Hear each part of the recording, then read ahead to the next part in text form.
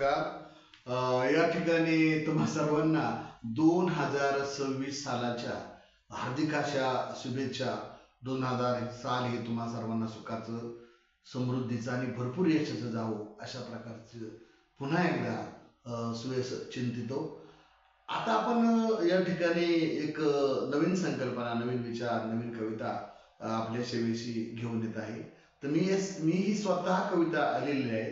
तर ती कविता ती तुमच्या समोर सादर करत आहे. आणि या कवितेचं शीर्षक आहे घबाड. तर घबाड ही कविता मला कशी सुचली याचं कारण असं की अजूनही काही म्हणजे बऱ्याचशा लग्नांमध्ये मुलींकडून हुंडा घेतला जातो. तर तो घेऊ नये, त्याला कुठंतरी बंधन असावं.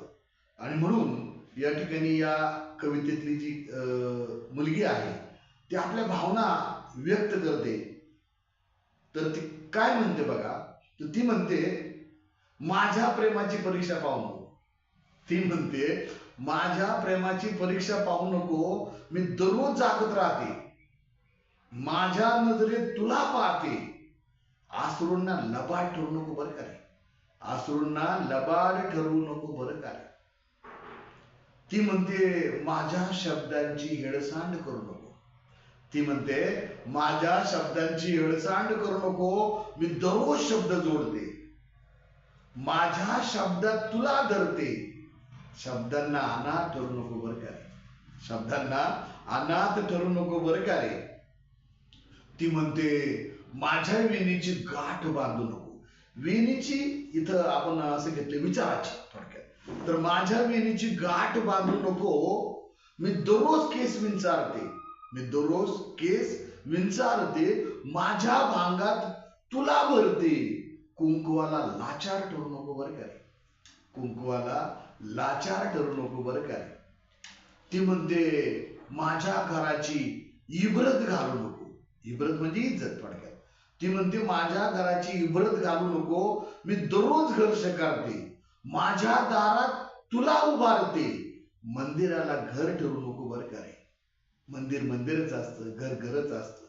आणि म्हणून म्हटलंय, मंदिराला घर ठरू नको बरं का रे. ती म्हणते, माझ्या धाडसाची वरात काढू नको. ती म्हणते, माझ्या धाडसाची वरात काढू नको, मी दररोज सराव करते, माझ्या भूमिकेत तुला न्याडते, आई बाबांना दोषी ठरू नको बरं का रे, आई बाबांना दोषी ठरू नको बरं का रे. ती म्हणते, माझ्या विवाहाची घाई करू नको. ती म्हणते, माझ्या विवाहाची घाई करू नको, मी दररोज बाशिंग बांधते, माझ्या मुंडवळ्यात तुला धरते, माझ्या मुंडवळ्यात तुला धरते, लग्नात घबाड मागू नको बरं का रे, लग्नात घबाड मागू नको बरं का रे. म्हणजे अशा प्रकारची एक अपेक्षा त्या कवितेतल्या मुलींनी केलेली आहे.